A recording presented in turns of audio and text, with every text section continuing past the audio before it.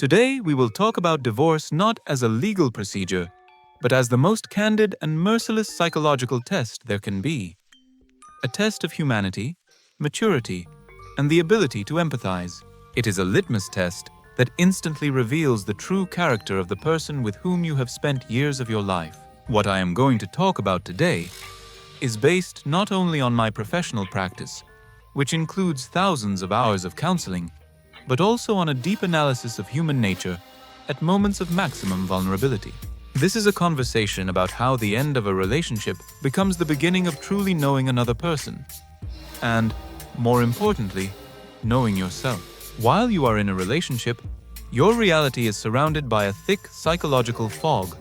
This fog consists of a whole set of defense mechanisms and cognitive distortions. It is called everyday life, stress, fatigue, difficult personality, a tough period at work. It is created by love, habit, and, most powerfully, the fear of loneliness and social condemnation. The illusion of normality is fueled by the so-called sunk cost fallacy. You have already invested years, energy, joint loans, children. Your brain screams, "You can't just throw it all away. He's actually a good person. He's just not in the mood right now. I'm asking too much." You're not just justifying your partner, you're justifying your choice, your past. You don't see the person, but a carefully constructed version of them, adapted for life as a couple. It's a mask that allows them to function in society and maintain your shared status quo. This mask can be charming, successful, even caring, but it only lasts as long as its owner believes it is beneficial. The moment of divorce, the moment when you say, "I'm leaving," or "It's over," is an emergency shutdown of the life support system for this mask. The script changes. The scenery collapses. The spotlights go out. And only two remain on stage: you and the harsh, unvarnished truth about your partner. I call this moment the experiment in the open field. All external factors, mutual obligations, shared living space, social pressure, are eliminated or cease to have their former weight. Only the core of the personality remains, and its reaction will reveal everything to you. And if your partner is a mentally healthy and emotionally mature person, you will see pain.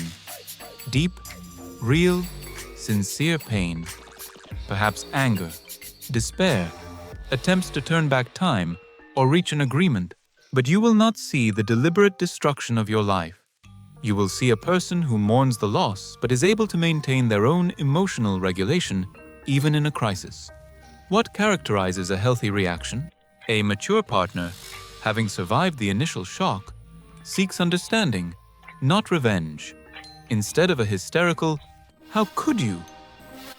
you are more likely to hear, "I am deeply upset and hurt. But I want to understand what happened. Where did our paths diverge? What exactly led you to this decision?" This is not manipulation. It is an attempt to understand the reasons and accept that perhaps the crisis cannot be overcome alone. Mature couples are willing to go to a family therapist not to save their marriage, but to end the relationship in a civilized manner. When it becomes clear that the point of no return has been passed, the stage of acceptance begins. It is a bitter, difficult, and exhausting process. But a mature person goes through it, acknowledging their share of responsibility for the breakdown. They do not try to make you the only villain in this story. They acknowledge, yes, this is the end. And, as in any relationship, I am partly responsible for this, as are your choices. A mature partner understands that breaking up does not negate your human value and right to privacy. He will not stalk you, wait outside your door, use intimate knowledge about you to humiliate you, or, even more so, blackmail you. He draws a clear line. The fact that you are no longer a couple does not give him the right to invade your personal and professional life. If you have children together, such a person makes their well-being and emotional stability an absolute priority. He will strictly adhere to financial and time commitments. will not criticize you in front of the child, and will not allow attempts to turn the child against you. He is able to separate roles. We are no longer a couple, but we will always remain responsible, respectful parents. This behavior is rooted in what is known as secure attachment. According to research by Bowlby and Ainsworth, people with a secure attachment style have high self-esteem that does not depend on controlling their partner. They are able to experience intense stress from a breakup without destroying themselves or the other person. They mourn the loss, but maintain respect for the person with whom they have parted ways. Now get ready for another, much more dangerous reality. If your partner has been hiding signs of a serious personality disorder behind a mask of normality for years, narcissistic, borderline, antisocial, cluster B, then divorce is not a tragedy for them. It is not a loss of love.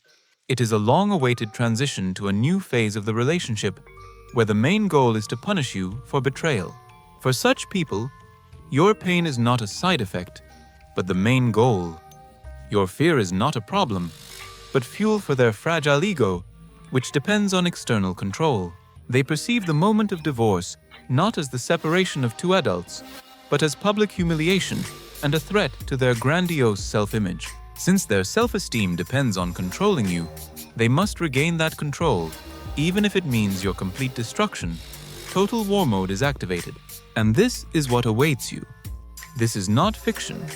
It is the daily reality of thousands of victims. Front number 1, the war for the children, manipulation and alienation. The child instantly ceases to be a person and an object of love. He or she becomes a bargaining chip, an instrument of revenge, and the perfect tool of control. 1. Tuning and alienation. The child becomes the subject of heartfelt conversations where he or she is fed false information about you. Mom, Dad is bad. He/she abandoned us. That's why we have no money. The goal is to emotionally cut the child off from you in order to deprive you of support and create an ideal ally for themselves. 2. Chess through the schedule. Your partner constantly breaks the meeting schedule, cancels plans at the last minute, or, conversely, demands communication at a time that is inconvenient for you to show that he/she has control over the child's time. 3. Using the child as a spy, eliciting details about your personal life, financial situation, or new relationships through the child, turning them into a tool for surveillance. Remember, such a person does not need the child for its own sake. They need leverage to control you, and the child is the most effective and painful form of leverage. Front number 2, the war for resources. Financial ruin. This is not just a fight for property. It is an attempt to reduce you to poverty in order to create financial pressure and force you to surrender. 1. Legal absurdity and abuse of rights. Be prepared for absurd lawsuits. From demanding the return of money for gifts purchased years ago to disputing every penny. The goal here is not profit, but to drag out the process, increase your legal expenses, and completely exhaust your moral and financial resources. 2. Concealment and withdrawal of assets. Mass sale of property at below market value. 3. Alimony terror. Evading payments, making incomplete payments, or, conversely, deliberately inflating demands to keep you in a constant state of financial uncertainty and stress. The goal is not things or money. The goal is humiliation, a demonstration of power, and the complete devaluation of your efforts. Front number 3, information warfare. Your partner will create a coalition against you in advance. You will find that your reputation has been destroyed before you have had a chance to explain anything. 1.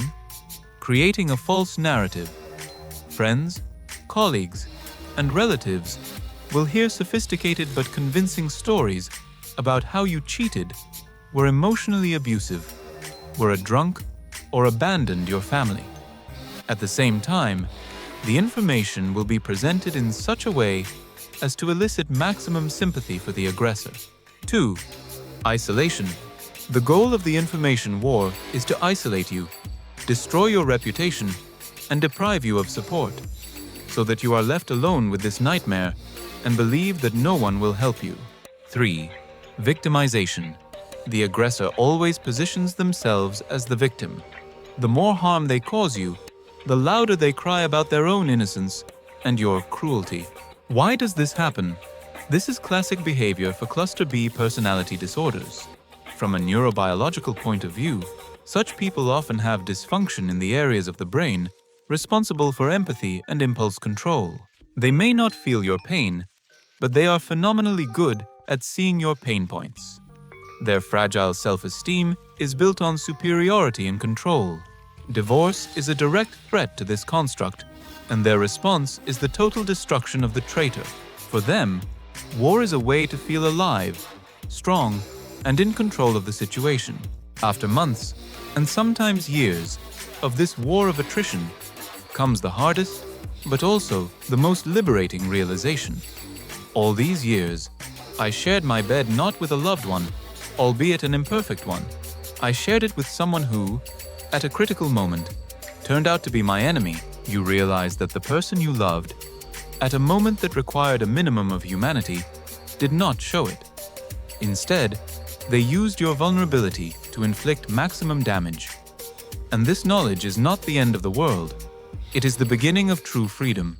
Freedom begins with separating yourself from the illusion. You must realize that you loved a project of a person, a mask that he wore.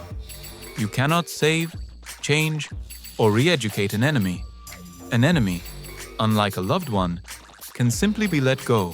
The most important thing you need to understand at this moment is 1. Your love was real. Your contribution, your feelings, your efforts were sincere. His love was only a skillful fake, a simulation, the purpose of which was to control and satisfy his own needs. Realizing this turns off your need to sympathize with him. 2. Your task is not to defeat him in a war, but to preserve yourself, your psyche, your ability to trust in the future, your belief that good relationships are possible.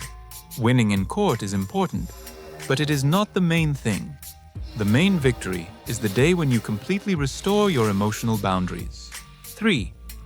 Accept the diagnosis and seek support. You are not crazy. What is happening to you is a classic scenario.